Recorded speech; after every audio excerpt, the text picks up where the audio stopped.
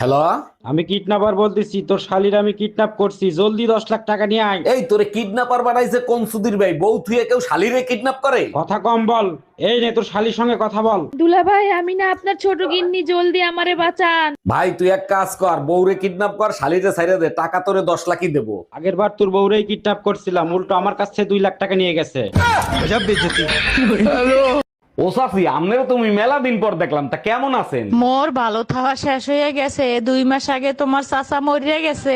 আরে ভাবি, এ আমনে কোন কি? ভাই মরছে কবে? ওরে মাল্লা হালার পাহালা, যেই হনস মোর জামাই মরিয়া গেছে, এখন চাচি থেকে বাবি হইয়া গেছে। ঈদ মোবারক অরুণ ভাই, ঈদের অনেক অনেক শুভেচ্ছা রইলো আপনার জন্য। ঈদ মোবারক তো ঠিক আছে, তার আগে বল এখন পর্যন্ত ঈদের দাওয়াত দাস নাই কেন? সরি অরুণ ভাই, একদম ভুলে গেছি, ঈদের দিন বাসি সবাইরে নিয়ে আইসেন। আচ্ছা ঠিক আছে, তুই এত করে যখন বলছিস অবশ্যই ঈদের দিন আসবো।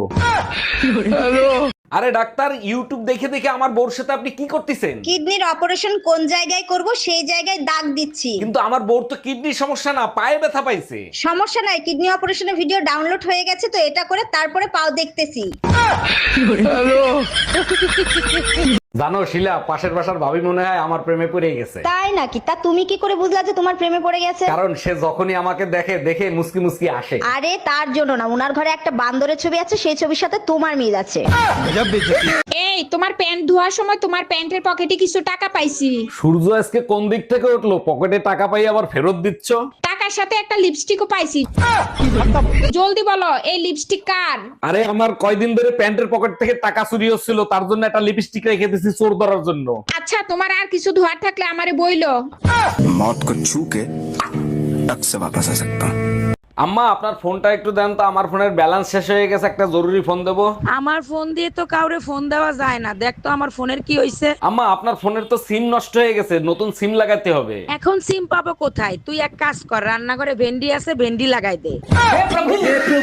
অরুণ ভাই, ভাবি বললো সারাদিন নাকি আপনার ফোনে রং নাম্বার দিয়ে ফোন আসে। আপনার ভাবিরে বললেন না, টুম্পা ভাবির নাম্বার রং নাম্বার দিয়ে সেভ করছি। খুব ভালো করছেন। আর ভাবি যদি ফোন রিসিভ করে তখন কি করবেন? এই, তোমার ফোনে রং নাম্বার দিয়ে ফোন আসছে। আমি ব্যস্ত আছি, তুমি ফোন রিসিভ করো। কি বাল রিসিভ করব? যখনই রিসিভ করি তখনই বলে বাংলায় শুনতে চাইলে এক চাপুন। অরুণ ভাই, শুনছি আপনি নাকি একবার জেল খাইতে আইছেন, কি করছিলেন আপনি? ভাবি, বাচ্চা কিডন্যাপ করতাম, একদিন একটা বাচ্চা কিডন্যাপ করতে গিয়ে ধরা খেয়ে গেছিলাম। এর থেকে ভালো প্রাইভেট স্কুল খুলতেন, কাজ তো একই, সম্মানও পাইতেন, টাকাও পাইতেন। ভাবি একদম ঠিক বলছেন, এখন আমি একটা প্রাইভেট স্কুল আর একটা কোচিং সেন্টারের মালিক। একটা বুইড়া খাটাসের সাথে বিয়ে দিয়েছে, জীবনটা অতিষ্ঠ করে ফেলছে। আমি বুইরা খাটাস দ্বারা এক্ষুনি তোর বাপের কাছে নালিশ দেবো। দেও দেও, আমি আমার বাপের রাজকুমারী। হ্যালো শ্বশুর মশাই, আপনার মেয়ে শুধু আমারে গালি দেয়। গালি খাওয়ার কাজ করার সময় মনে থাকে না। हम इसका पति है, हमको सिर्फ फांसी का सजा चाहिए। অরুণ ভাই, ঈদ মোবারক, ঈদের অনেক অনেক শুভেচ্ছা রইলো। ঈদ মোবারক ভাবি, আসেন ঈদের কোলাকুলি করি। আপনি কি পাগল হয়ে গেছেন নাকি? ঈদের কোলাকুলি ছেলেরা ছেলেরা করে, মেয়েরা মেয়েরা করে। বলেন কি ভাবি? আপনার বোনের সাথে ঈদের কোলাকুলি করলাম, সে তো কিছু বললো না। কোথায় তুমি? তোমাকে ডাকি, শোনো না। শালার একটা বিষয় মাথায় কিছুতেই ঢুকাতে পারি না, বিয়ের পরও মানুষ রক্তদান করে কেমনে? এত রক্ত আসে কোথা থেকে? তোমাদের শুধু রক্ত না, হাড্ডি মাংস চাবানো উচিত। Bye bye, tata, good bye. কপালে কি শান্তি লেখা নাই? চলে আইছে অশান্তির ফোন। হ্যালো। এই শোনো, আমি হাতে ঈদের মেহেন্দি লাগাচ্ছি তোমার নামে। তোমার যার নামে মন চায় তার নামে মেহেন্দি লাগাও, আমারে ফোন দিছো কেন? আমি কি করব? তোমার কিছু করতে হবে না, মেহেন্দির রং যদি লাল না হয় তাহলে রোজার ঈদ কুরবানির ঈদ হয়ে যাবে। রমজান মাস শেষ হয়ে গেছে, এইবার দেখবা শয়তানের তাণ্ডব শুরু করবে। একদম ঠিক বলছো, আমি তো আতঙ্কের ভিতর আছি, না জানি কোন শয়তান এসে আমার গাড়ির উপর ওঠে। এই দেখো তো কলিং বেল কে বাজাচ্ছে। এই কই তুমি? দেখো আমার মা আইছে, বলছিলাম না ঈদের দিন আমার মা আসবে। কইতে না কইতে শয়তান এসে হাজির। এই তুমি কি বললা? আমার মা শয়তান? ভাবি, শুনলাম বিয়ের আগে আপনি নাকি কারো কোনো কথা শুনতেন না, এর জন্য আপনি আপনার মায়ের হাতের মাইরও খাইছেন। অরুণ ভাই, শুধু মায়ের খাই নাই, 3 বেলা ভাতের সাথে ঝাটার বাড়ি ফ্রি ছিল। বিয়ের পরে এত ভদ্র হইলেন কি করে? আজ পর্যন্ত শাশুড়ির সাথে তর্ক পর্যন্ত করতে দেখলাম না। ভদ্র কি আর সাধে হইছি? বিয়ের পর যখন জানতে পারছি সব সম্পত্তি শাশুড়ির নামে। শোনো, আমি মরে গেলে আমার কবর শুকানোর আগ পর্যন্ত তুমি বিয়ে করবে না। তুমি একদম টেনশন করো না, তুমি মারা গেলে তার পরের দিনই আমি তোমার কবর পাকা করে বান্ধাই দেবো। এখন আমি মরেও শান্তি পাবো, তুমি আমাকে এত ভালোবাসো। আরে না, কবর শুকানো পর্যন্ত অপেক্ষা করবে কিডা?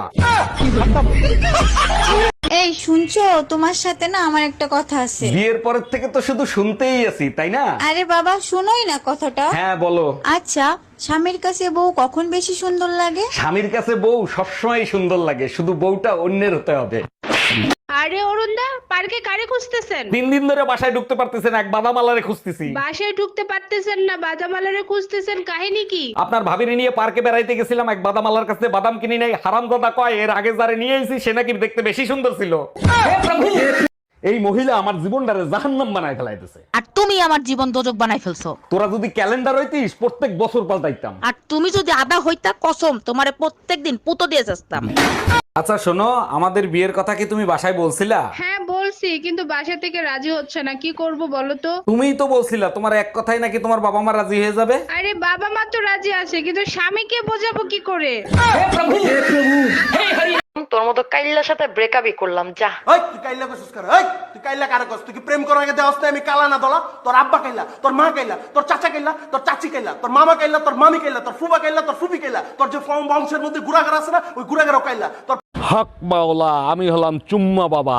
চুম্মা বাবা, শুনেছি আপনি নাকি চুম্মা দিয়ে ব্যথা ঠিক করতে পারেন। যেখানে ব্যথা সেখানে একটা চুম্মা দেবো, সাথে সাথে ব্যথা চলে যাবে। আমার জামার ব্যথা কি ঠিক করে দিতে পারবেন? অবশ্যই পারবো। বলো কিসের ব্যথা? পাইলসের ব্যথা। Excuse me. জি ভাইয়া বলেন। আপনি না অনেক কিউট। তাই নাকি? Thank you. আচ্ছা, আপনাকে পটায় আই লাভ ইউ বলবো না আই লাভ ইউ বলে পটাবো? আপনাকে গালি দিয়ে থাপড়াবো না থাপড়ায় গালি দিব? আচ্ছা, আমাকে কি কখনো তোমার মনে পড়ে না? হ্যাঁ পরে তো, যখনই আমি চা বানাই তখনই তোমার কথা মনে পড়ে। আচ্ছা, চা বানাতে গেলেই আমার কথা কেন মনে পড়ে? কারণ তখন আমি পুতা দিয়ে আদা সেচি। ও আচ্ছা। এই কই তুমি? আমি হসপিটালে। তুমি না গেলা ঈদের নামাজ পড়তে, হসপিটালে কি করো? ঈদের নামাজ পড়ে কোলাকুলি করছি, তারপরে চোখ খুলে দেখি হসপিটালে। কার সাথে কোলাকুলি করছিলা? পাশের বাড়ির ভাবির সাথে। তুই এক কাজ কর, আইসিইউতে সিট বুক কর, আমি আসতেছি।